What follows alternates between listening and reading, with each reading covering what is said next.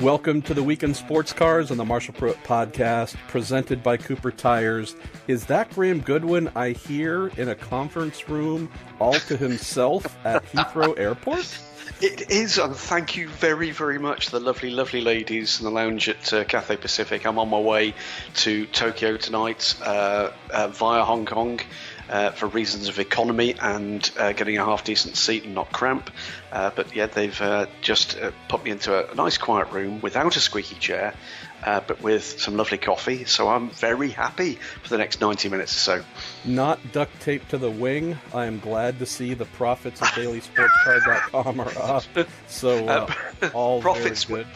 Profits either with an F or with a PH, certainly not present. Exactly. You wear your robe and grow out your Jesus beard. So look at the benefits that are reaped. So in a normal world, my friend, you would be headed to Japan for WEC. I would be headed to the lovely state of Georgia for Petit Le Mans. As our dear listeners might know, I will not be doing that, taking care of business at home. So a little bit sad, well, more than a little bit sad that I won't be at Petit. But Racer.com does have one of its oldest, probably its oldest employee, just a true veteran of the game, Andrew Krask, a longtime editor, writer, you name it, all the way back to the days of On Track magazine, which was a staple of my youth, and he's been a part of Racer since day one. So Krasky, who lived here, and I believe is Californian and been here his entire life, recently moved out to the East Coast with he and his wife, and so with my unexpected inability to cover Petit, Krasky's coming out of race reporting retirement. So he's been waiting for that opportunity. Exactly. He's just waited till he saw your weak underbelly there, and he's just gone for it. Exactly. Vicious. Yellow-bellied Pruitt, and I believe we might have the awesome, also veteran IMSA reporter David Phillips, who hopefully will be there doing some things. So anyways, let's get rocking and rolling, because we only have about 90 minutes total before they duct tape you to something, a seat, I guess, whatever they're doing inside the plane this time. Last week we kicked off with IMSA, and as we tried last week, Graham, and had, I think, a lot of positive feedback by, instead of bouncing around between series, just being linear, going IMSA, WEC, SRO/GT3, and then fun. Of those four, where do you think we should start this week, my friend? Well, let's kick off a little bit. There's a lot of questions about IMSA, a hugely popular race meeting, of course, Petit Le Mans, and of course it's the season finale. But let's kick off with a couple of ACO questions, because there's been some significant news in the lead up to the Fuji race, not least about an equivalence technology change for the Toyotas to effectively reel them back in a little. So there's a couple of questions about that, particularly from Jiseki 100, who's asking, Toyota have been slowed down for the first time before Fuji by adding 26 kilos of ballast. Is there a possibility Toyota being slowed down further if the changes still aren't enough, or is it the maximum the organisers can do? What if a detuning of the hybrid system on the Toyota is the only way we can have a fight between Toyota and the privateers? Would they allow that? Would it even be possible without requiring massive changes to the car? That last bit, very pertinent. The reality is that the whole package of those hybrid systems is developed together. So in other words, the output and indeed the picking system, where you actually harvest the energy that's stored and basically just fired back onto the track. So first things first, there's been a bit of confusion about this. The way the rules are written, Toyota had to agree to a change, particularly to the 26 kilos that's been added. There have been some other changes as well to equalise pit stop times, and to equalise the lap count. But Toyota have to agree to that. And they have to agree to that because what the rules say is that Toyota frees their specification. Now, that obviously works in two ways. It works because it means that they can't develop the car, but it equally well means that the race organisers effectively got a sitting target with the Toyotas to work around. The problem is that the non-hybrid cars really have been stretched as far as current credibility and reliability will actually allow them to go.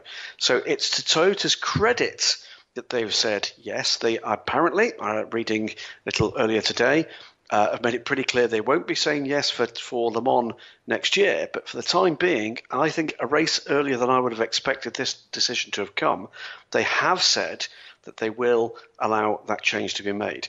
Will it be enough? Well, we're expecting a very wet weekend in Fuji. Not for the first time for this fixture. It remains to be seen. But for the time being, it's another move in what's been a pretty fractured season in LMP1 in terms of the way in which the competitiveness of the cars are actually working. Can they do more? Well, you can always add more weight. You can always add more weight, but the reality is, again, that would have to be agreed by Toyota. So let's wait and see how things pan out in the fair country of Japan. Looking forward to that race meeting, as I always do. But it's clearly a sensible thing to try and get better competition. Forget for a moment the points situation. That's a false reading because of the disqualification of both the Toyotas at Silverstone after the issues with the skid block. But it's going to be interesting to see what the colour of the debate is going to be come late Sunday evening, Japanese time. Let's stick with the general ACO World questions. Jeremy Charette, thank you for sending this back in. And first of all, Graham, my fault. Thank you to everybody on Reddit, Twitter, and Facebook for firing in a bunch of great questions as usual. And as we also try and mention, we do our best to get to as many as we can each week. If we didn't get to yours and you really want it answered, please resubmit it. It's taken up to 3 resubmissions at times for us to get to things, but we do want you to know that we want to get to them. So if you really are wanting to hear us ramble on, give us more chances and we will try. This is certainly a case of that with Jeremy Charette, who's sending in something that he fired in last week for the first time, Graham, saying, why do you think the Nissan GT-R LM program failed? And I can answer that one fairly succinctly. That was the overly ambitious choice of the Toro Track mechanical energy recovery system, Jeremy. They were hoping, well, that car broke ground in just about everywhere possible. Mr. Goodwin and I were read in on that a few months prior to it. Wasn't it right after Petit Le Mans in 20... No, it was after the COTA WEC race. Okay, yeah, it was right after in 2014, 15? 14? I think 14. 14, yeah. Yes. And so we both of us, we flew down to All American Racers in Santa Ana, California, signed non-disclosure agreements, and were shown the entire car by our good man, Paul Ryan, who was handling PR for Nissan, still does, and met with many of the designers, looked at a lot of the drawings, and we were blown away by it. And of the things that stood out to me in that initial just sit-down stage of the information exchange, Graham, was the conversation about the Toro Track mechanical flywheel hybrid system, that what they envisioned being possible, combined with the twin-turbo V6 Cosworth engine, which was badged as a Nissan, had they gone for the upper end of what they felt was possible with the Toro Track, they would have had 2,000 horsepower. Correct. So whatever the number would be on... Should we just confirm that? 2,000 horsepower. Yeah. 2,000. We would assume the internal combustion engine 500 to 600 of that horsepower picture, maybe a little bit more if they had to push it, but they were initially thinking that they could get something in the range of 1,400 horsepower of mechanical energy boost to help propel this thing to 1,000,000 miles an hour. They then came back and said, well, the weight to do that, it was essentially, I think, Graham, they were describing as a, quote, double ERS system. And they said the weight to do that would be a bit of a concern, so they decided to go conservative and stick with the single Toro Track solution, which was, again, meant to put an extra 500, 600 plus horsepower into the mix, if not more, easily matching what the Porsche and Audi and Toyota were making at that time. And the whole problem here is we have a front engine prototype. We have the wide front tires, the skinny rear tires. We have the through-flow aerodynamic design to reduce the overall size of the vehicle as the air meets it. All of these amazing, innovative things, and this overly ambitious, never proven, never done before ERS system is what undid the entire program, Jeremy. So I'll just sum it up very quickly in saying, had it worked, we'd probably be talking about one of the most groundbreaking, amazing, oh my goodness vehicles ever. Had they gone with a battery-based system, I think we would still be talking about something that was, oh my goodness, how amazing. Had they gone with just call it a regular flywheel-based system, sitting in the passenger seat instead of sitting up front in the car with this massive piece of metal, we'd still, I think, be talking about this Nissan GT-R LM as a big success. But the choice to build this entire vehicle around a raging, never been done or proven before mechanical ERS system was its ultimate failing. And the other thing I'll add very quickly, because I know we've got to move on to other questions, Graham, is I love Ben Bowlby, the car's designer. He is insane, but insane in all the right ways, where our friend Darren Cox, I think, while he spent a lot of time talking about this program and saying how great it was going to be and innovative and all these things, I know that they didn't have a huge budget. Okay, I understand they did not have a huge budget. It's probably the reason why they did not end up going with an A123 battery-based system or otherwise like Porsche was using and so on. But where I really do see the other element of failure here, not just the choice of the Tortrack system, but a failure of management. A failure of someone at the very top to say, Ben, boy, oh my goodness, this is crazy what you've drawn up. And so many of these things are amazing, and if everything works, fantastic. But what are the areas that could cripple the program if you're wrong? And to me, even at the time when we saw it, and even just in virtual form, and then also when I was there for its first test run late in December of 2014 or whenever that was, it was very clear right from the outset that mechanical ERS system was the huge weak link and torpedoed the entire thing. So Ben's job was to come up with big, crazy ideas to try and slay the giant on a small budget. I'd say that he came up with a concept to do that. The fact that there was nobody above him, like a Darren, or maybe someone else to say, my experience tells me this is a big concern. We should probably think less outside the box. That was the second component that I think, well, that was the first component without a set of lanes. And no, we're not going to do that in place. It just pretty much ran amok, and the thing ended up torpedoing the entire program. I think I'll add just a little bit to this because you're right. It's going to be fairly quick fire this week. That for me, one of my bugbears in the whole of motorsport is there are two ways of doing a program. Way one is with the proper budget and the proper lead-in time and the proper design staff and the proper resources and some wiggle room. Way two is quick and dirty. Quick and dirty is not a bad thing. It just tends to be a little bit more edgy. What you have to have, though, is contingency planning. We've had this discussion before about WEC and about the hybrid manufacturers pulling out. It's happened in other areas of motorsport too. But for me, part of the problem was there wasn't enough of a backup plan. There wasn't a contingency plan in place that would have saved that program from where it ultimately ended up. It is my eternal regret that car was not what it could have been. I'm not going to say should have been, but could have been, because even with the lack of development and pace that car managed to show at the Le Mans 24 Hours, despite that, it still carried a huge amount of fan favoritism moving forward. There was a real wish for that to be something that would carry forward and show what they hoped it would be able to do. Very sad. it goes down in history, I'm afraid, of one of the, certainly not the only, high-profile factory-backed failures.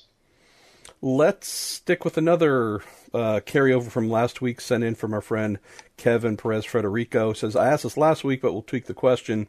Is Acura/HPD interested in a car or an engine supply deal? I know that they expressed interest in recent years using a detuned version of their 2.2-liter twin-turbo V6 IndyCar engine for endurance purposes. Kevin, honestly, I would need to ask. I have not heard anything about there being a serious interest in developing and running a car or developing and selling whatever this hypercar, car thing ends up being. Nor have I heard anything about alternate purposes for the 2.2-liter twin-turbo V6s after they floated that, whatever that was, Graham, 4, 5, 6 years ago at Le Mans. Mm-hmm. I'll just mention this as a little bit of a wrapper, though, Kev. We have IndyCar's new engine rules coming online in 2021. They're moving to a larger 2.4-liter twin-turbo V6, new everything. So there will be no carryover of blocks or anything else. Could be an interesting time if we're thinking endurance for Honda, at least, possibly Chevy as well, to realize that will have pools of between 50 and 60 of these 2.2-liter motors, Graham, that definitely make pretty darn good power. Wow. 700 plus horsepower in just sprint racing format. What could those possibly do in who knows what kind of vehicles, detuned to maybe 500, 550 to 600. Just thinking out loud here that, boy, LMP3 to I don't know what, but there would potentially be a lot of engines that could be stroked up a little bit or done a lot of things done to them that might be an option for some form of sports car racing if they chose to do so. Yeah, I think it wouldn't be a surprise if, as things actually emerged, Honda corporately was looking towards another global project. Clearly, an awful lot of the global side of things, the pressure is beginning to come off on their Formula One program, beginning to come off on the Formula One program. But let's wait and see. Lots to come out in terms of what might happen with LMP1.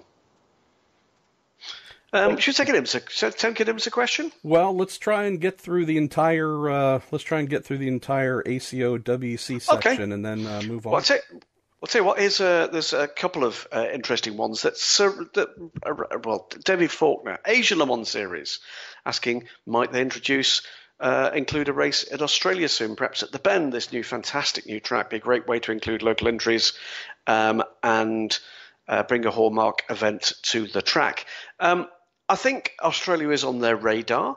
I obviously work with the Asia Le Mans Series with their TV package. I've certainly been party to discussions about way things will progress in the Asia market for ACO rules racing.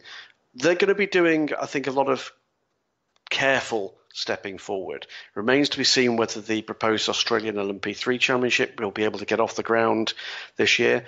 I wouldn't count out an additional race, whether or not it's a standalone race or whether or not it's a full season Asia Le Mans Series race in Australia at some point in the coming very few years, but certainly not an active plan to do it right now. I'd be fully supportive of it when it's sustainable. We are closing in on announcements of kind of full season grid for the Asia Le Mans Series, which to my mind look like we're going to see double the entries that we saw last year with some good Australian, good European teams coming to play in Asia with United Autosports, Korea Koss and others coming across in the prototype and the GT ranks. But if we get to the stage where that becomes sustainable over 2 and 3 seasons, I see absolutely no reason why they shouldn't be looking very carefully at how Australia might figure in regional, Asia-Pacific regional expansion. What else have we got here? We've got Luke, actually, really intelligent question here from Luke Blackman. Will the 4-hour races WC next season affect the driver lineup for teams? which usually have 3 full-time drivers. And I know, Phil above that says, what will happen with regard to points for the different race durations in 1920 season? Could less points, fewer points be awarded for quicker events? Or how about stage points? Now, that refers to the fact that for Le Mans, and for that matter for the Sebring race, we will be having additional points awarded there. I have to say, good question, because I've not asked the question. I will ask the question the next time I get the opportunity. It wouldn't be a surprise to me if they didn't, if they just regarded that as being, if you like, a kind of flat rate race format. As for the team lineups, I think there's every possibility that we might see some teams opting to rest a third driver for a 4-hour race, particularly because when you're in the pro classes, 2 hours beyond the wheel is about right. Whether or not the Pro-Ams would do that with a different business model, I think is a different question. But might we see some of the pro teams resting a third driver? I think we very well might. Beyond that, though, remember, the GT Pro teams, generally speaking now, tend to run 2 drivers anyway. So reducing 2 from 1, clearly not going to happen. Be with a bit of a tongue-in-cheek. But, as for how this actually all pans out, my guess is we'll start hearing some thoughts on that in the conversations we have with the serious players from now on in, always assuming, of course, that those serious players come back for the following season. Now, if I remember correctly, Serious Players was the name of the male strip club that you worked at in your years right out of college. I thought that was a kind of slightly altruistic IndyCar sponsor. No, it's different players, yeah. Very possible. I did tweet out a photo from a commercial that I saw over the weekend for Trumpy Bear. Trumpy Bear. Yes, and it's not a small, cuddly, little traditional teddy bear one might think of giving a child. It's kind of like our president, an oversized, incredibly far too large personality, far too grand of a thing. Yes, Trumpy Bear, 2 payments of $19.95 plus shipping and handling. You also get a certificate of authenticity. I'm just saying, it seems like, I don't know if NASCAR comes to mind, I don't know IMSA, but it just seems like Trumpy Bear should definitely have been adorning a hood on something. Was that a certificate of authenticity for the bear or for the president? Ah, see, we do know that there were searches for certificates of authentic birth in North America of our last president, as commissioned by this president. Can't say if and what this one is, but regardless, we're going to go ahead and leave that well enough alone. Well, believe it or not, we have. We're more or less there, aren't we? Yeah, there's one question from Enrique Bran I'll take here. He says, guys, what do you think the future holds for GTE, given almost all participants are switching to mid-engine platforms? Are the days for front-engined rear-wheel drive versus rear-engine rear-wheel drive versus mid-engine rear-wheel drive over? We touched on this a little bit, I think either last week or the week before, Enrique, with a different question. And I would just say, at least as how I view things, it's almost completely inverted. We don't really have teams switching to mid-engine platforms. We have auto manufacturers who are choosing to take their kind of sort of halo cars, which have become increasingly mid-engined, and replace the front-engine ones they've been using in competition for promotional reasons or R&D, and are just converting to those mid-engined hot rods. Even Porsche, as we all know and love, has taken their rear-engine solution and moved that forward quite a bit. So, yeah, just to me, it's more a reflection of where the state of high-end supercarish, hypercarish, road car thinking has gone, and that being more and more reflected in what those manufacturers are signing up and taking to the track to compete with. So I'm sure, Graham, that as trends always do, we will see a shift at some point in time to who knows what, but I'm sure there'll be a shift towards something else in the next 5 years, 10 years, you name it. That's the one great thing about the automotive industry. It's always moving, and wherever it's at, it tends to be reflected on the racetrack. Always looking for the next big thing. It's IMSA time, MB. What? Well, we actually have a question here that we might start off with, since Petit Le Mans, which I believe is French for Le Mans with small? No, wait a minute. Or is that a coffee order, possibly? We have a question here. Let's start off our IMSA. Questions thanks to Doug Bonham. He says, with Petit Le Mans coming up this weekend, and it being 20 years since the first race, I believe it might be 21, what are some of your best Petit Le Mans memories? We've normally been trying to do one question, one person answering it. This one I think we might split out to two, though, Graham. What stands out as a favorite or a couple of favorites from Petit for you? Well, I mean, I can remember my very first visit to Petit Le Mans and being taken around the track to the viewing areas the first time. Some fantastic viewing spots for people trackside. But actually, the press room at Road Atlanta, absolutely first class in terms of the view you get. Pit in, most of the pit lane, and that epic final turn. And I vividly recall my absolute favourite memory of Petit Le Mans would have been around 2002. Sat down, opened the laptop, was just beginning to get sorted as the cars came out for first free practice. Tapping away, looked up, and to my right, a Max Angelelli launching a Cadillac LMP 900 car off the inner curb. What looked like about Mach 3, sparks flying everywhere, looked like he was going to come through the window. Good morning, Mr. Goodwin. That just set it off for me. I absolutely love the place. I am one of those guys that wishes I could be in both places this weekend. I can't. I hope everybody that does go to Petit Le Mans gets their own memories this time around. That, for me, that was the starting point live. Lots of others. In terms of mistakes I've made on microphones, was one of the classics there, misidentifying the GTS leading Corvette as what actually was the safety car, thinking they pitted towards the end of the race. One I've not been allowed to forget since. But for me, it's an all-round, stone-cold, world-class event at a world-class track, and in particular, a world-class track for people sitting trackside. There's not too many of those left. I would also throw in the 2015 overall result, thanks to super extra quadruple downpour, and the fact that Michelin was the only tire vendor at the facility with proper rain tires, which allowed GTLM entries to take the overall victory over prototypes, because those Michelin wets were just freaking awesome. So that was great.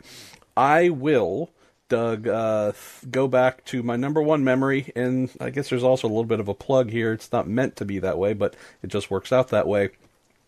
Within the next 24 hours, I will absolutely have a podcast up with our man, Alan McNish, something we captured over the weekend, remembering his 2008 drive of a lifetime, going from crashing, leaving the pits for just the recce lap, to come around slowly and park on the front straight to form the grid. Alan crashing, the repairs causing the team, the Audi Sport team, to go down 2 laps, and then fighting back over the course of 10 hours to pass the pole-winning and leading Peugeot to win the race. Just one of the greatest drives I've ever seen anywhere, period. Certainly the highlight of all of the Petit Le Mans that I've seen in person and also on television. I think I've seen just about all, Graham. I've never seen anything like it. Granted, he did have teammates in the race. He had Emanuele Pirro and Dindo Capello. They also did great work. Alan in particular, knowing that it was his mistake that sent them 2 laps down.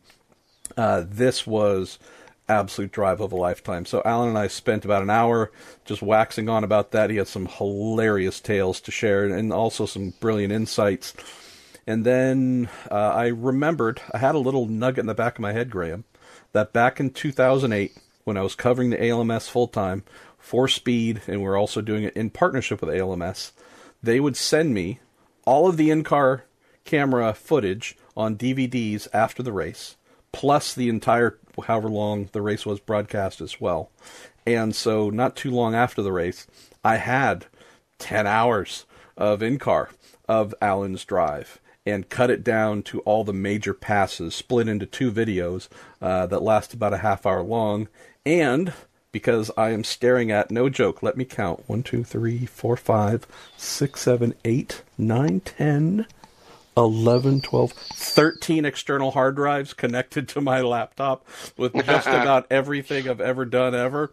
I was able, through about 4 different search keywords, was able to find both of those videos from 2008. So I'm going to split those up and post those as well within the next 24 hours on my Little Marshall Pruitt YouTube page. So between the podcast with Alan looking back at his 2008 drive of a mistake of a lifetime, followed by a drive of a lifetime, and a couple of the in-car pieces. Plus, I'm just going to put up some photos, too, from 2008. Woo, Doug, I'm telling you. Damn you, Marshall Pruitt. Do you not realise what you've done for my weekend? Do you not realise? I've got to spend hour after hour in a small room with Alan McNish, and he'll be looking at that all weekend, and we'll be told his side of the story ad infinitum. But think about it. You can say to it's him, a chore. In all honesty, and say, Alan, do you remember when you were good? And he can at least look back 10 years ago and cite one example where he wasn't complete garbage. We know the rest of his career. He crashed. Horrific. Complete horrific. Nonsense from good old Al. All right, boy, you weren't kidding. We've got a lot of IMSA questions, my friend. We've got about an hour left before you need to get on an airplane and start flapping your wings. Where shall we go after Doug? Let's have a quick go with Big Racer Boy, a recent use of retro 911 GT1 liveries by Porsche, Petit Le Mans. One of the classic liveries could both you and I see other IMSA teams use is good range liveries for Corvette, GT4 liveries for Le Mans, etc. That comes from Big Racer Boy. Also, Ian Jen, which retro Porsche livery would you apply to the 911 RSR if you had complete control? Ian says his would be the Jägermeister 962 livery or the 91730 Penske livery. This refers, of course, to the 1998 liveries that have been applied to the core Autosport run Porsche 911 RSRs for Petit Le Mans. Another surprise from Porsche. Over to you. Now, Graham, and I apologize if I'm off on the year by a year, but wasn't it one of those 98 Porsches that blew over at Petit Le Mans? Oh, yes. Okay. Yes, it was. Just want to be sure we've chosen a livery for one of our cars that did not stay earthbound. That was the only thing that stood out to me. They look beautiful, by the way, and I love Earl Bamber's or Lawrence Vantour's response, "Gold wheels," when he saw images of it. But how's this? I'll throw this out quickly. While at Rennsport reunion and sitting down with Todd Holbert, who's a friend and son of one of my heroes, Al Holbert. We're looking at my laptop, Graham, bunch of photos that I have that I'd set aside of his dad throughout the years. And one of those photos of his dad racing a Porsche 935 at Sebring just caused both Todd and I just our jaws to drop because of its sheer beauty. I've seen the car in person, actually, within the last couple of years, just, I think, sitting static. I don't know if I've seen it on track, but it is... it was, excuse me, Lowenbrow sponsored, which would have fit, Al Holbert's thematic history, being sponsored by Lowenbrow with his Porsche 962s. But this was Porsche 935 from, Lord, I'm forgetting the exact year, 83 maybe, 84 at Sebring, and it was a tone-on-tone. With the light baby blue Lowenbrow featuring most of the car, number 86, and then the darker stripe of blue, both at the base of the car and then also on top of the fender arches and stuff. That tone-on-tone Lowenbrow Porsche 935 livery with the gold BBS wheels, wheel fan as well. Oh, a very small blip on the Porsche livery radar. There's so many others that would stand out as more iconic because they've been seen more frequently. But I would say that if you can hit the interwebs and look up that number 86 Al Holbert driven Lowenbrow Special 935, what it does to one's eyes, it's just big old hearts that you're. 1983. 1983. So that would be my choice because it's not a and again, I realize we're talking everything. It's not a Golf. It's not a Martini. It's not a, there's so many liveries that you go, they're great. We've seen them forever. This to me is one of the kind of prime cuts, the B-side livery that I think folks I would enjoy seeing on something there for sure. Let's see. Where shall I take us next, Mr. Goodwin? I'm going to take you to this one. Russell G asks, and it's one for you. Who is the most interesting third driver on the Petit Le Mans entry list? Names like Nick Jaminet and Chaz Mostert have got Russell's attention. 100% Chaz Mostert. Absolutely. Just without question. I've never met him. Been a big fan of his work in the, I'm just always going to call it the V8 Supercar Series, Graham. I'm sorry, I know it's I think we should. Supercars, blah, blah, blah. The V8 Series. Big fan of his. Love the fact that he got the call up, knowing that we have this conflicting WEC and IMSA weekend. I just can't wait to see that. And knowing that we came close to having Jamie Whincup, all-time great V8 driver who had to cancel when the whole team got scrapped for Monterey. I'm glad that we will still have a V8 driver in the paddock. Wish I could be there to meet him and talk with Chaz, but that's the one who stands out the most to me. I mean, Jaminet has been in, we've seen him before in IMSA. Chaz is the one where I'm like, ooh, and in a BMW coming off the success they've had recently, I think that could be fun. I've watched him, oddly enough, in Asian Le Mans. He had a season, or most of the season there. Always attended with his dad, lovely bloke. Chaz, straight shooter, but trademark, grinding run to break down the resilience of the cars ahead, quite often taking over after the gentleman driver had been aboard the car. Never failed at all to take less than a minute and a half out of the cars ahead. Never. Absolutely outstanding. And I think he's going to just love Petit Le Mans. Brilliant. Well, let's see. I will grab one or two here. And let's see.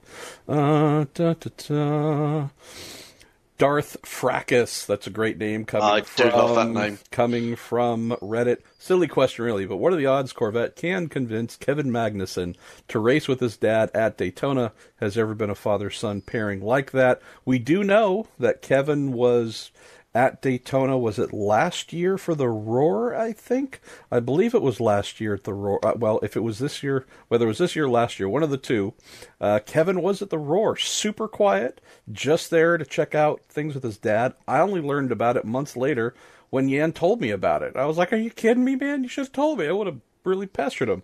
I know that there were talks for him to possibly participate with the Action Express team in a Cadillac DPI. That did not pan out. I don't have any kind of great insight to add here, Mr. Fracas, but I will say that I don't know how many more years Yan will decide to race on a full-time basis. I'm not saying he's going anywhere. It's just saying, he's been doing this for a long time.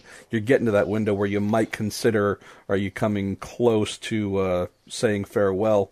My guess would be if and when we get close to that, that might be the trigger for Yan to say, hey, he's been around. I know we've talked about it a little bit. I really want to do something with my kid at an endurance race. And at that standpoint, that would be pretty amazing. Not just for them, Graham, but because Kevin is possibly the most hard-nosed, hard-edged, a-hole behind the steering wheel driver we see in motor racing. He's cleaned up his act a little bit this year, but yeah, you want to talk about someone, even in F1, who's not afraid to feed you a wheel or a wing or a side pod.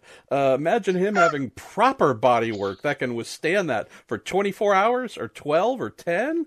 Yeah, that'd be fun. Yeah. Going wheel to wheel with someone and beating them over the head with the Halo device, that tends to kind of cross the line, doesn't it? You did ask, by the way, whether or not this has happened before. It has, of course, and it happened at Daytona, and it happened in Corvette with the Dale Earnhardt Sr. and Jr. But 2001, was that, MP? Yeah, I believe it was 2001, yes, something along those lines. And it's not Daytona, but we do know, and I believe it's still yet to be formally announced, but we will see father and son Herta here at the upcoming California 8 Hours later this month. And I spoke with Brian a couple days ago, and he said he got yelled at for mentioning that to our friend Shea Adam over the PA system on IMSA Radio during the recent IMSA visit to Monterey. But yeah, as the team owner of a Hyundai TCR effort competing in World Challenge, be interesting to see what Father Brian and son Colton turn up with for the 8 Hour at Monterey. Let's see, where should we go next? All right, fan opinion, our man Baxter, Andrew Baca. Fan opinion about the land penalty at Daytona appears to be mostly that they did nothing wrong and IMSA made the wrong call, while fan opinion is against TDS and in favor of the ACO, despite being broadly similar cases of defeating fuel flow restrictions. Personally, thanks for saying personally, although a hashtag me personally would have been great, Andrew. Personally, I find both modifications to deserve penalties and think IMSA's prompt action was better than the post-race action by the ACO. What are your opinions on the two incidents, and why do you think fans seem to have the split opinion? If you ruled the world, is there anything you think could be done to create a more unified fan perception of these two incidents? I've rambled on for the last question or two, my friend. Why don't you take this one? Well, let's start with, I think part of the reason behind the land side of things was the information that was actually put out to the public that the fuel rig had passed tech, and had continued to pass tech, and passed, I seem to recall, post-race tech as well, whereas fundamentally that was not the case with the TDS rig. It's a really tricky, it's a great question, Andrew. Really, really good question. I think the perception was that the land guys had done everything they possibly could to say effectively, look, this is what we've got. TDS perhaps didn't and just waited for the fault to be found. I think it's a stunningly good question, and you're absolutely right. Certainly, in terms of the response that I've seen from fans, and for that matter, people up and down the paddock, I'd add this much in there. I think you have to add in a factor with the TDS side, the G-Drive side in particular. There is a Roman Rusinov factor. Roman not backwards in coming forwards, and certainly he is a much better winner than he is a loser, shall we put it that way, and doesn't hide his emotions, either in the paddock or on TV. And that does rankle with some people, and maybe that's behind this. Maybe the ever-present Roman Rusinov and G-Drive freight train has just put a few backs up and down the paddock, and maybe on the the terraces as well. I've just got that bit to say. I can't explain why, other than perhaps the combination of Peter Barron, his Starworks organisation, helping out the Monteplaspe by Land Motorsport effort was a more popular entry than perhaps the G-Drive racing by TDS was. But they do seem to be remarkably similar infractions. I'll just throw this in quickly. I think the general feeling or perception, Andrew, might have been a case of, with our G-Drive friends, that there might have been an element of circumventing the rules that was in place. And I know that both penalties and infractions come back to as we interpret it, there's nothing saying we couldn't do it or we thought that this was a gray area we could exploit. I think the handle-based thing with fuel flow for the G-Drive effort at Le Mans, again, just my own perception, is one that it felt as if there was some intentional chicanery going on here. Having worked with many fuel systems in cars and feeding two cars in my life, this just ticked a box of like, oh, okay, I know what you guys are trying to do. The method you tried to do it was definitely one where you didn't want folks to know you didn't want folks to know about. With what happened on the land side within the vehicle, I would say that is very much a case of something that is not abnormal. It's something that most teams do, and it, from everything I was told with a little investigative piece that I wrote, they really went like mad trying to improve the refueling time by finding ways to optimize the rate of flow once the fuel reached the tank. I think where things got a little bit sideways and why things were hit with the penalty that they were, comes back to the other piece of intel, which was during the roar, when IMSA had fuel flow monitoring electronics in all of the refueling tanks on pit lane, the land one, for whatever reason, was disconnected. So while IMSA was able to gather live data of how long it took for X amount of fuel to go in each car and then work out the flow rate from there, the land was the one vehicle during that test that was not connected, and IMSA did not have the ability to do that. So the first time they saw it happening live was during the race. So I think that's where that question of chicanery, did they just truly forget to connect the wire, the lead to the sensor, or was there an intent to try and hide this advantage from IMSA? Other quick thing too, Graham, this was at the Rolex 24 at Daytona for land. Big deal. This was at the 24 Hours of Le Mans for G-Drive, the TDS effort. Big deal as well. In both, well, I shouldn't say both instances, at least for the land portion, if this happened at the VIR, whatever, a 2 hour and 40-minute race, do I think it would have been as draconian of a penalty? No, I don't. I think it's such a big race like this and early in the race like that, that's why IMSA felt that they needed to crack down immediately. So, great question. Great opinion, but question as well. Let me roll up here and let's see.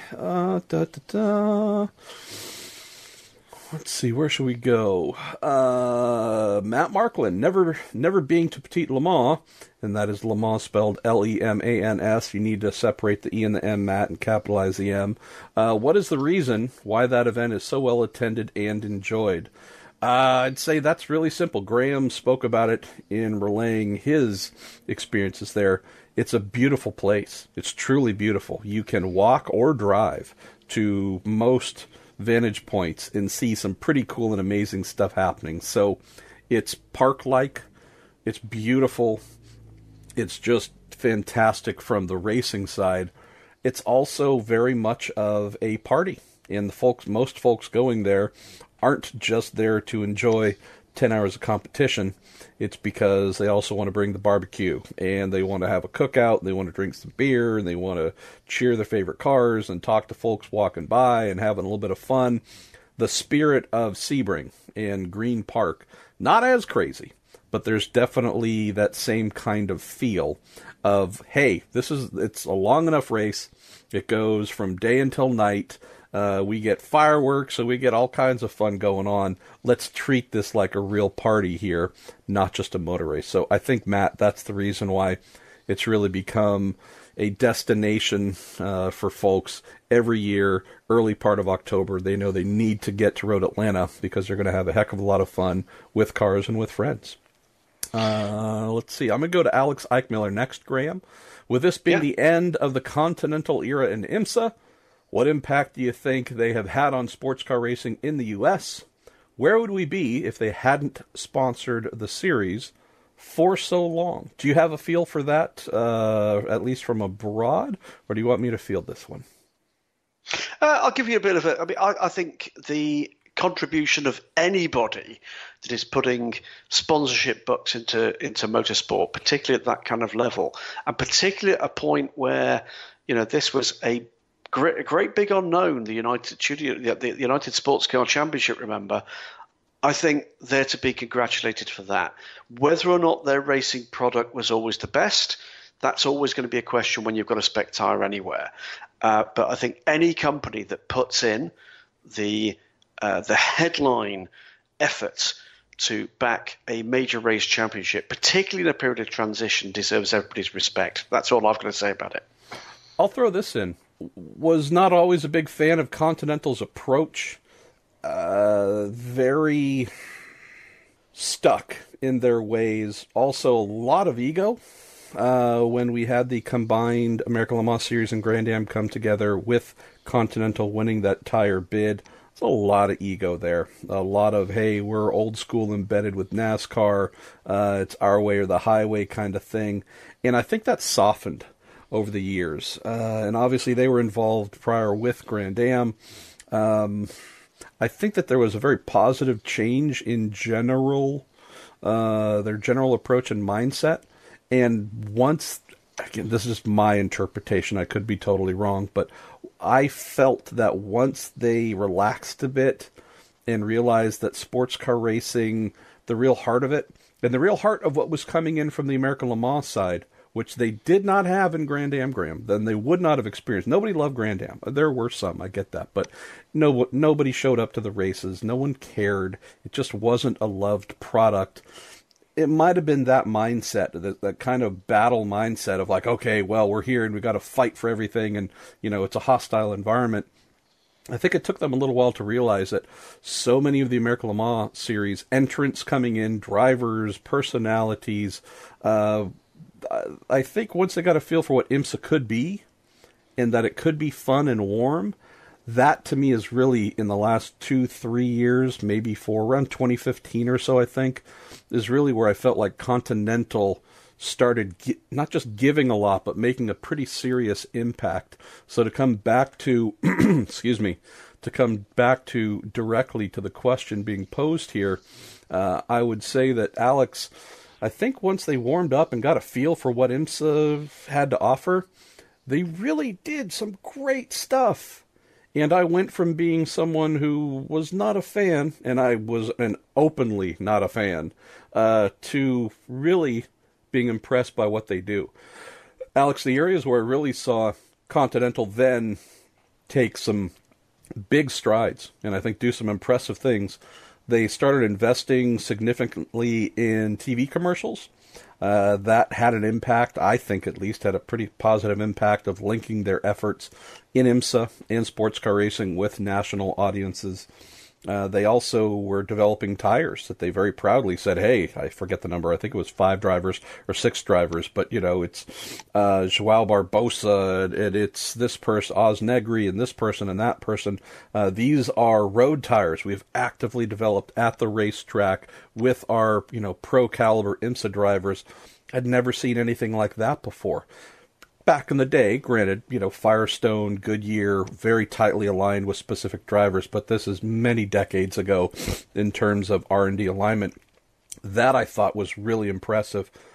I'd probably say the biggest contribution, though, Graham and Alex, that I've seen is their embracing and activation and personality coming through on social media. I would say that of all the things that will come to mind when I refer back to Continental's time in IMSA before handing over the baton to Michelin, it's that, I mean, I'm very close with the folks at Firestone in IndyCar, had been very close to the folks at Michelin for many years. Obviously, Cooper Tires is our sponsor here for the podcast. I've worked with BF Goodrich. I've worked with Toyo. I might be forgetting a couple others. I've worked with a lot of tire brands. At least 3 or 4 or 5 in the era of heavy social media. I haven't seen anyone get it as right, as consistently as Continental in that space. So you can go from the just general posts that are fun or warm or interesting and such, and then it's down to also investing. Our good friends who, although we give them heck on social media because it's fun, and that's how we have fun and play with each other, it might sometimes be mistaken as hostility, but it's not. But that's our friends at Dinner with Racers, sponsored by their brand, Continental. And through Continental and Continental's investment, we have not only Dinner with Racers, which now has, I think, 100+ episodes over 3 seasons or however many it is, but we do have this fun personality. And it's just more of them expressing what Continental is as a brand, who they are, how they like to do things, and aligning themselves with Sean Heckman, with Ryan Eversley. You look at the fun stuff they've done, even, you know, rap video with Jordan Taylor and some other drivers too. Just bringing character to something that, Graham, we don't often see at the tire brand level. I would say just moving forward on to the next question, but also moving forward with this upcoming transition, Michelin will be very seriously challenged to match or exceed anything that has been done in the social media space, simply because Continental, I think, has done such a brilliant job, but also put money behind folks like Ryan and Sean and others to bring those things to life. I love your description of the brand's personality, that coming out through that activity. That's absolutely perfectly expressed. It's something that lots of corporate entities fail to do, and sometimes fail really miserably. It's a lot of good people work very hard to try to persuade people in suits to show the personality that actually they do have, and it does seem as if that's broken through. With Michelin, though, and there's another great question, segues in beautifully here from Joe Campora. Will we see IMSA open up the prototype category or others to other tyre manufacturers at any point, or will Michelin just be taking over for the foreseeable future as the spec tyre? Knows that Michelin likes competition. Tyre wars for Joe are one of the best things a race series can still have if you can make it work. Super GT says, would love to see IMSA opening things up again. Now, GTLM stays as an open tyre formula, doesn't it? It does. And I also would be remiss, Graham, if I didn't kind of throw in there that while I'm definitely giving Continental a big thumbs up for embracing social media and supporting folks, I'm also rather fond of Cooper Tires for doing the same, because they have gotten directly behind us, given us zero instruction on what to do, what not to do, and just let us be ourselves. So, again, I don't mind speaking favorably of other tire brands, because if I didn't, that would be false. But I also feel as if I probably didn't do a good enough job to help folks understand that we get to do this because Cooper says, go for it, man. Have fun, do what you do, let us know how we can help promote it. But other than that, just be yourselves and do it. So you've not got the two big guys from Continental Cooper Tires in the room with you like I do every single week? Now, granted, are those people that other people see, or are those some of your friends you tell us about that follow you everywhere, but not everyone else can actually see them? Say hello, boys. Say hello. Yeah, maybe it is. Okay, yeah. Maybe it is just me. Yeah, all right. I see how it is. All right, sorry. After this little interlude, let's get back to the question.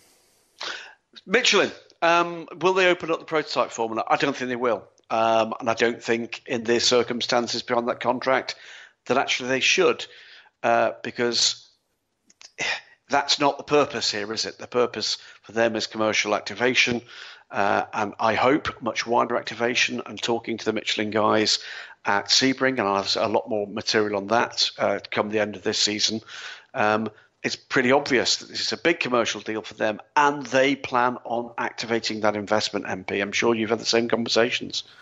Yeah. I'm actually finishing editing up a story here for the next issue of Racer Magazine, having spoken with Ken Payne, who is the director of competition for Michelin here in the United States. And so, yeah, beyond activation, beyond all that, I do know for a fact that they are absolutely working hard to make sure that their bespoke IMSA solutions are just that. They have welcomed competition all along in GTLM, as you mentioned. Most recently, we had Falcon Tire that was there. I do not know of any other brand looking to come in and challenge them. So I think by default, by being a butt-kicking manufacturer, I think it is just going to end up being 3 classes, nothing but Michelin, and no real challenge to what they have to offer. But yeah, I think was it last week, Graham, or the week before, where we mentioned they're using the LMP2 tire from the WEC as the model that they're building of. They're building off of that for IMSA, at least on the prototype front. And actually, I do need to catch up with them to find out what they're thinking on for the GTD solution, and whether it will just be going with something off of GTLM, or if they have something else in mind for that front.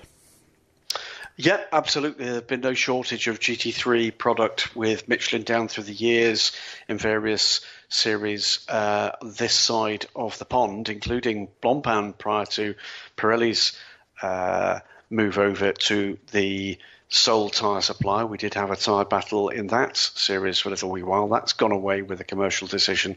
Otherwise, GT Open as well, with large numbers of GT3 cars. And actually, there's another bit of a mention for Asian Le Mans. We have Michelin tyres on GT3 cars in both Asian Le Mans and in the Michelin Le Mans Cup run with GT3. So there's templates there. Whether or not that's what they're looking for in the US market, you're quite right. We'll wait and see. There's one here that neatly fits across both the major events. Yes, Bonnie Lass 47. Hello. Is it possible? It is possible. The tropical storm currently heading for the Florida Panhandle will bring significant rain to Atlanta just in time for the race. How does heavy rain influence race strategies for an endurance race? Well, you know what? Petit Le Mans and the WEC race at Fuji, both races, as you mentioned earlier, and I think I mentioned too, that have been heavily affected by torrential downpours in recent years. We had the race that never was in the WEC back in 2013. Last year, we had Eduardo Freitas and his fine crew and race control doing all they could to squeeze as much racing as possible out of monsoon-type conditions at Fuji. The weather forecast isn't great for this weekend for Japan, and yet I tend to agree with you that it looks as if you might get similarly moist conditions in Atlanta. MP, you've been on the hard-working side of the wall, not these namby-pamby drivers, and the nice warm cockpits, but strategy in the wet. Yeah, well, there is this really cool thing about sports cars and even Indy cars, and that is, unlike stock cars, we race in the wet. I mean, honestly, there's nothing different about it than going in planning for a dry race. The chassis setup needs are not as well known because, honestly, it's fairly rare when you get to have a full test day in the wet and to perfect your wet racing setup. So that's the only area where there's more variables. You're more prone to miss the setup at the start of a wet race, especially if it stays wet. That's great because then at each subsequent stop, it could be small tuning changes made to the car, aero-wise or otherwise. But that's about the only variable. I mean, after that, racing on rain tires at a sports car event, it happens a lot. So just strategy-wise, I mean, there are some practical things. Most drivers in a fully pro lineup, Graham, as we would expect, are very, very good in the dry. Not every driver is excellent in the wet. That might be the only place where you have to have some honest conversations about, hey, I know you can do the job, but if it were dry, you'd be in the car in equal share. Since it's wet, we know that one of your teammates or two of your teammates are stars, and we are going to let them do most of the heavy lifting. That might be the only area I can think of where something out of the norm was needed strategy-wise going into a wet event. Let me grab a couple here that jump out. Ryan, I love this question. Ryan Casillas, with supposedly more P2 cars coming to IMSA next year, do you see IMSA running a prototype-only race like they do for the GT cars at Lime Rock and VIR? Not in time for next year, Ryan. We have a schedule in place already, but that's a seed that I need to plant with the series, at least to think about for 2020. If the car counts do continue to head in that direction. Put the LMP3s in. Put the LMP3s in with them. Oh, just because you want to see that would be calamity and hilariousness. I could see something like that. Yeah, I could absolutely see something like that, Ryan. That's brilliant. Another one here from our pal Jerry Suddeth, who says, if Ford falls short of the GTLM title, in spite of winning at Daytona and in spite of the impressive streak this summer, would you consider their IMSA season a failure? And he said, asking as a concerned Ford fan. Well, Jerry, if you pop over to thedelightfulracer.com, I don't know how it turned into 2,000 words, Graham. I really don't. But across Monday, I spent a lot of time writing about all of the most pertinent championship scenarios across all three classes that are running this weekend at Petit Le Mans. All three still need to be settled in terms of championships for drivers, teams, and manufacturer titles. And I'll just go ahead. Granted, please go read it. All clicks are good clicks, Jerry. But I will read this one line that answers your question in GTLM. On the manufacturer's front, Ford will win the title by taking the start. So, how's this? If they don't win the manufacturer's title, Jerry, it'll mean that the cars were stolen Friday night out of the transporter, and they could not physically take the start.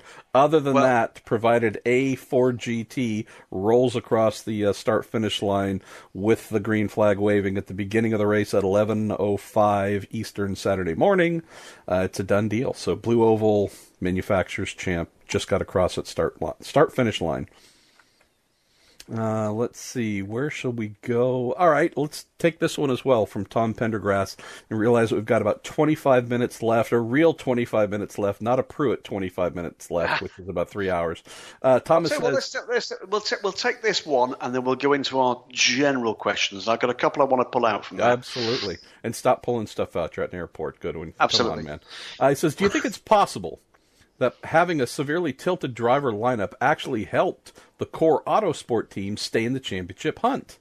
It seemed that there were a lot of races where Colin Brown was charging through the field in the last stint in the only car that was without damage, since most of the field had been running close to each other for most of the race and had some form of contact.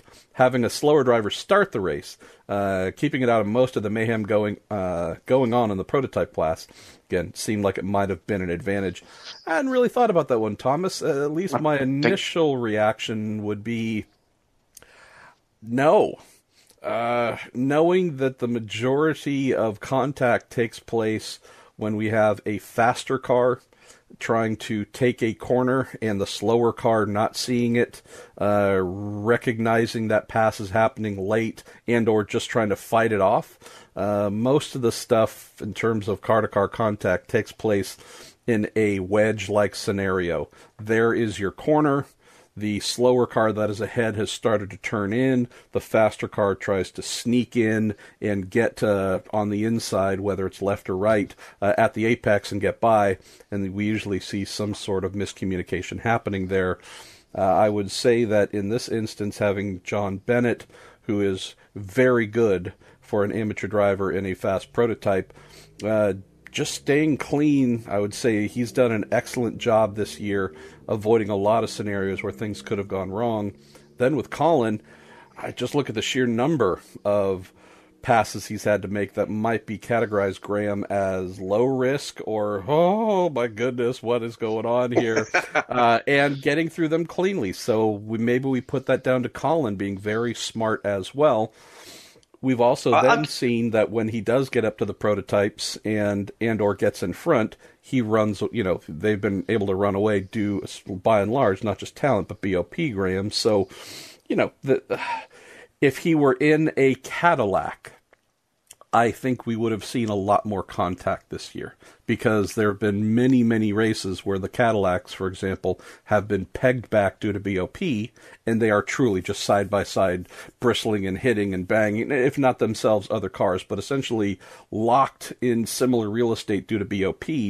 When I think of the charges taking place this year, especially with Colin behind the wheel, Thomas, I think of a driver in a car that had an advantage and therefore was not locked into the same real estate, therefore banging and losing bodywork. So I think there might have been a few more dynamics at play than just John Bennett falling behind being the thing that let Colin streak forward cleanly. A hugely intelligent response to a hugely intelligent question, by the way, but I will beg to differ slightly. I think it does take the pressure out from the non-professional driver by allowing them to start the race, where you could expect that there's going to be more potential at the start of a race for trouble that's going to burn some of that time, and therefore less of an impact in terms of the overall pace. It means that that John's role basically is quite right to stay out of trouble, but stay on the lead lap. It's to manage that loss of pace against the epic driver squads you've got in the leading cars. But it's been a fascinating season, and it's going to be particularly fascinating to see how this one pans out. All right, my friend. Well, let me just scroll quickly through the remaining IMSA questions to make sure we don't miss out on any of the, oh my goodness, we gotta answer. I think we're free and clear. We got some ACO World stuff that we covered at the beginning, which is great. We got IMSA taken care of. We're left with a bit of SRO World, general questions, and some fun to wind up. Let's get it stuck in. And a bit of guidance, by the way. If you're sending us questions, the really, really long ones are really tough to get through in a podcast thing. So try. There's one about a Can-Am suggestion. It's just too long for me to read on air. I'm delighted to come to it next time around, but see if you can condense it down a little bit. But we're going to go with another man who is not a fan of a concise question, Ryan Terpstra. Congratulations, Ryan says to Craig Lowndes. He wanted James Van Gisbergen, by the look of it, to win at Bathurst last weekend. By the way, an extraordinary thing last weekend. 2 major endurance races, the SIC 888 race, the 888-kilometre race at Shanghai, and the Bathurst 1000, both of which were won by car 888. How about that? Anyway, he asked the question, please feel free to change the name to protect the guilty. What colouring outside the lines, bent or broken rules, creative solutions to problems have you heard about that you can share? Huge fan. The race of the fastest car, the race across the finish line first. I'll add one quote. There's a famous one that goes back to Jaguar days in the 50s about the starting motor being cooled down by putting it in the bucket of water in front of, because you're not allowed to change the starter motor, and the pit lane marshals missing the fact there was a completely new starter motor at the bottom of the bucket of water, replacing the broken one. But my favourite one concerns a team. I will not tell you who it is at the moment. It was an entry in the Le Mans 24 Hours, which was particularly off the pace, and was not going to get through qualifying anywhere close to the required pace.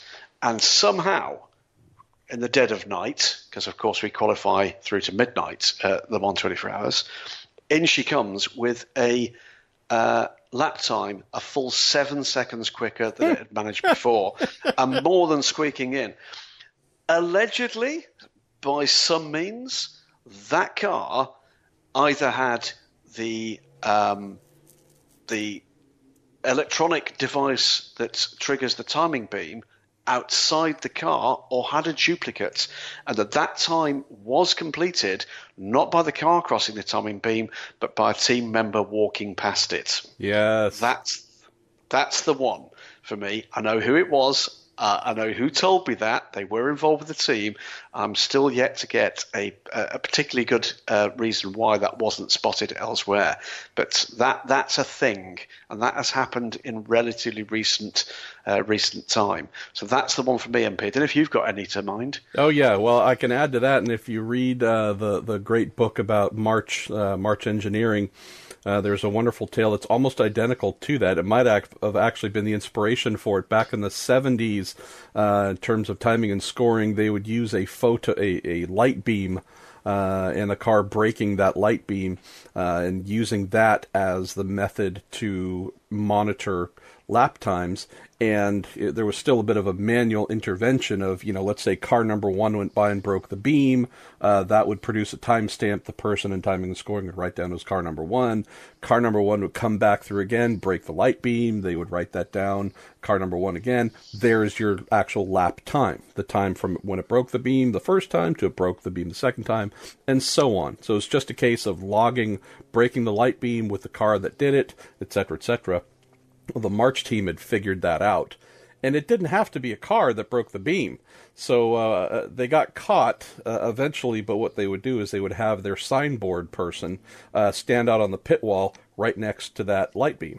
And so when their whichever car it was coming down the front straight, getting close to completing the lap, they would swing out the pit board to, quote, show their driver the lap time. Well, if they happened to trip the light beam with the signboard a few seconds before the car showed up, well, the person writing it down was logging that car as having crossed the beam, so they were manipulating the timing as well in that case.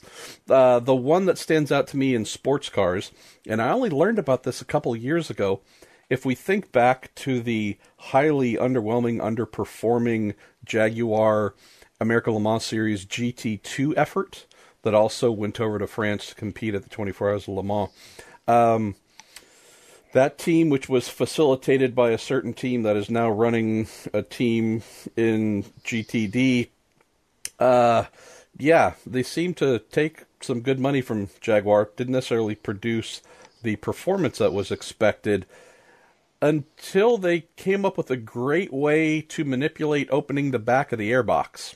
And having heard about the method, that what they were doing, well, keep in mind that with air restrictors in place to try and balance the field, you obviously are regulating how much air is getting into the motor, therefore how much power it can make. Well, they had come up with a series of levers through things that a driver might manipulate while in the cockpit. Hey, I'm going to adjust an anti-roll bar. I'm going to adjust a brake bias. I won't get into specifics here, Ryan, but they had worked up a series of levers and cables where doing things on the in-car camera, where if it was spotted by the series, would look like the driver is doing something completely normal. The only thing that might have piqued their interest was noticing that whenever the Jaguars came on to a long straight, a driver would make one specific adjustment, and when they got to the end of the straight, they would make a reverse adjustment. And it was just simply a case of popping open the back of the airbox to allow free flow air into the motor, and it made a whole heck of a bunch of straight line speed. And the other, so that straight line speed was seen on the timing and scoring data, the trap speeds. But curiously, Graham, despite air restrictor changes and other changes to try and get some of that straight line speed under control, they were never successful in doing that. So I wonder why. But yeah, a little bit of tomfoolery there. It's a good one from Robert Northway. Loves both our work. Bad. We appreciate your bad decision making. Absolutely. Who in any paddock in motorsport is the most likely, the most misunderstood, I think, is the question here. Driver, team owner, isn't liked very much by the fans, but is actually a great human being. Current or in the past? Huh. They're all hateful. All of them. For the most part, they are loathsome characters. Oh, just terrible. I mention him a lot here, and I don't know, maybe I have a thing, or maybe it's just because he's such an easy character to cite, but I might mention Montoya, Juan Pablo Montoya, as someone who I think who is thought of as aloof or, I don't know, many things that would be considered unsavory or deficient in character. As I've said before, I love the guy. He and I have a great relationship and routinely take the piss out of each other. He's just a blast. He's half insane. He's all kinds of great and funny things. I just don't know if that comes across to the average fan who listens to an interview or sees him on TV, Graham, and gets a lot of, meh, it is what it is. Yeah. Or, meh, okay, well, yeah, so what? I'm gonna have my 10 here, and it's Christophe Bouchou. No.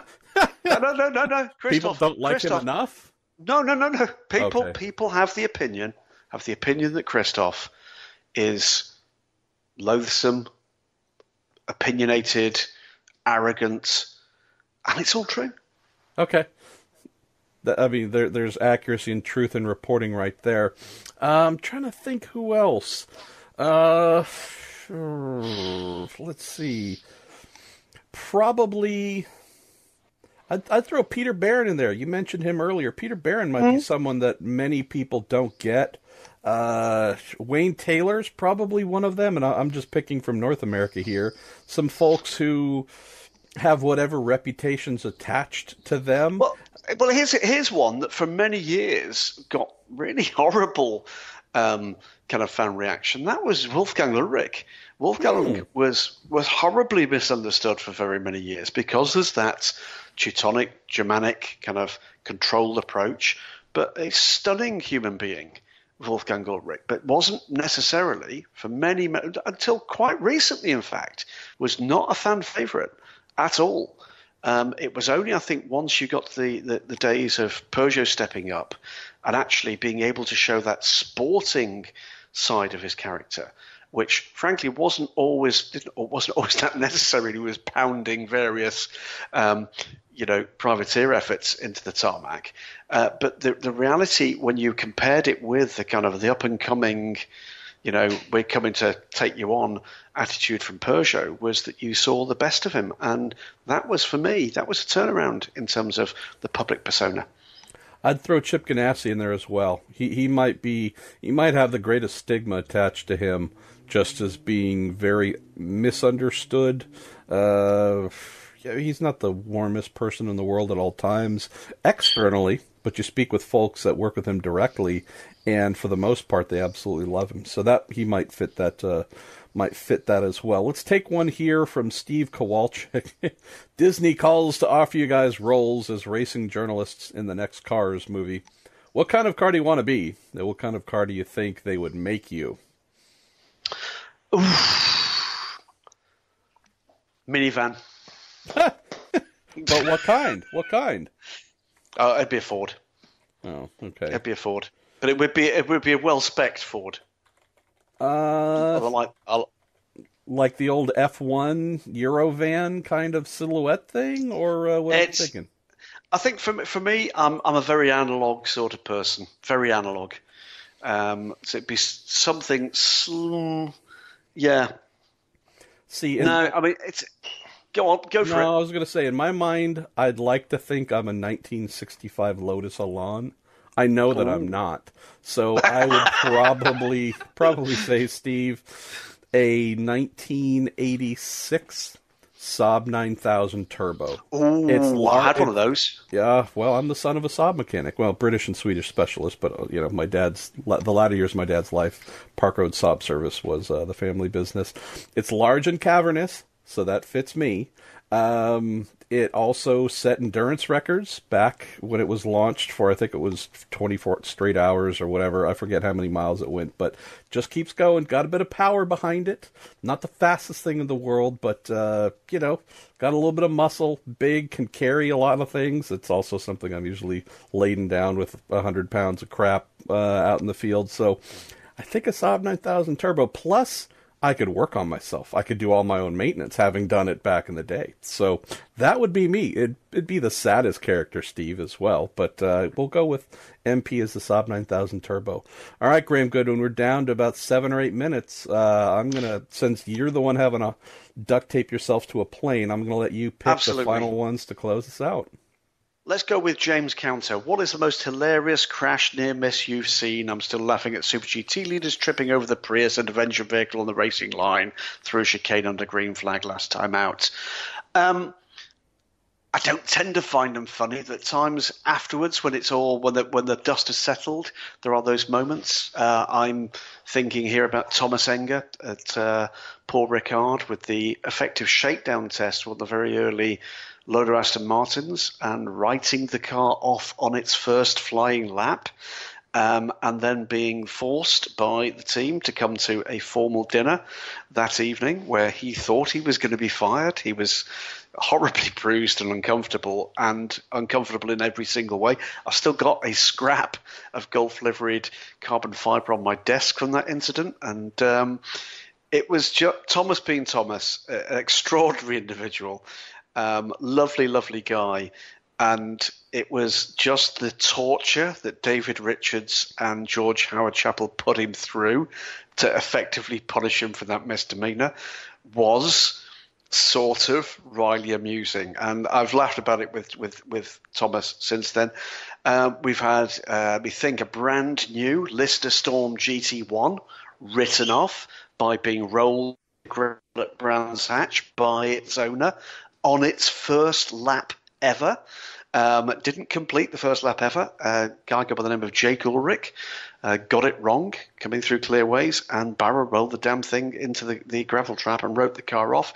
It's those farcical ones when the guy walks away and the only damage is to, in this case, Jake's pocketbook, but in the case of the Lola, somebody else's, that actually you can go and think, there is at least a funny side to that. We've all seen the farcical ones, the Taki Inui being run over by the safety car. I got to admit, I am not happy with that pace car driver.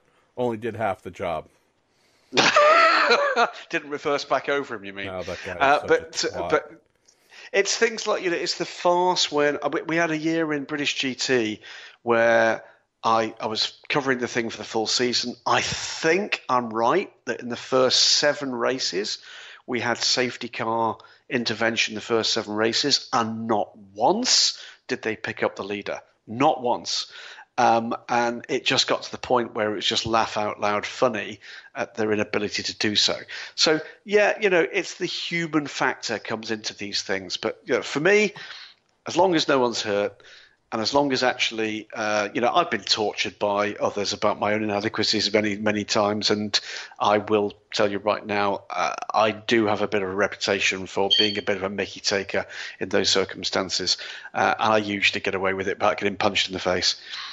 Another one of your stripper names, Mickey Taker, very popular Mickey back in the Taker. day. Graham is still pulling out dollar bills from unspeakable places. So, all right, 6 minutes and counting. Goodwin. Let's go with a Shea Adam one to finish this time. I've got one after Shea. Then I'll save one as our closing quote question. But why don't you grab Shea? Not a problem. Let's say a manufacturer of our choice decides to enlist our driving talents. Oh, yeah. They'll give you one driver to get you physically ready for the task, another person you're choosing from the paddock who will train alongside you. Who do you choose for each position? P.S. They say in Canada you don't need to outrun a bear, you just need a slower friend. Right. Who would I like to train alongside?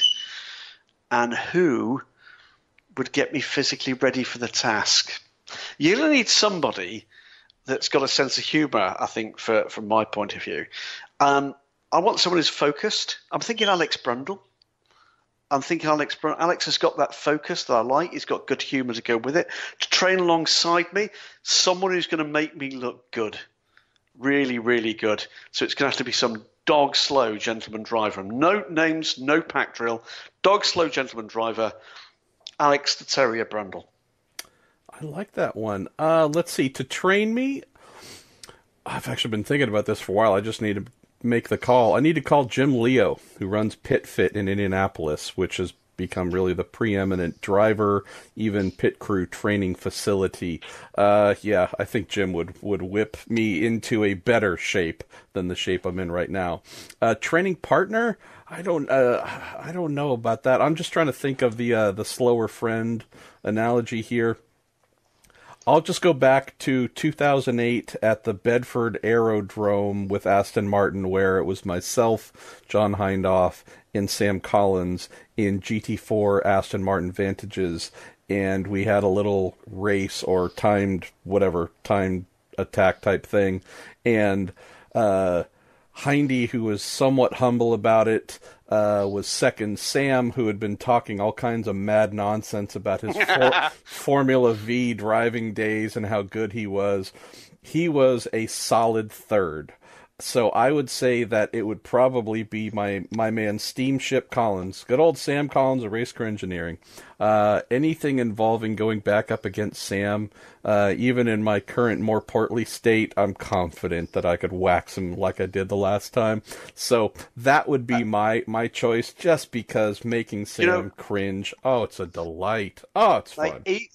Even at a risk of missing my plane, I'm going to pass on my Sam Collins story, because I beat him too. We had an event up in Sunderland, oddly enough, John Hindhaugh's birthplace. Is that what we should call him, Little Drummer Boy, since we apparently have both beaten him like a drum? I like that. I kicked his ass thoroughly in a 0-60 competition in Nissan GTR. Well, and he made excuses for the rest of the day about how there was no skill involved in it. Yeah, but I still beat you. Yeah. So there you go. Definite skill in losing, Sam. So no more Steamship Collins. It's Sam, two-time loser Collins. Yes, at this point. Yes, Little Drummer Boy. All right, you got one to finish with. Yep, and it's a quick one, and it's not so much a question, but maybe we should come clean and confirm this.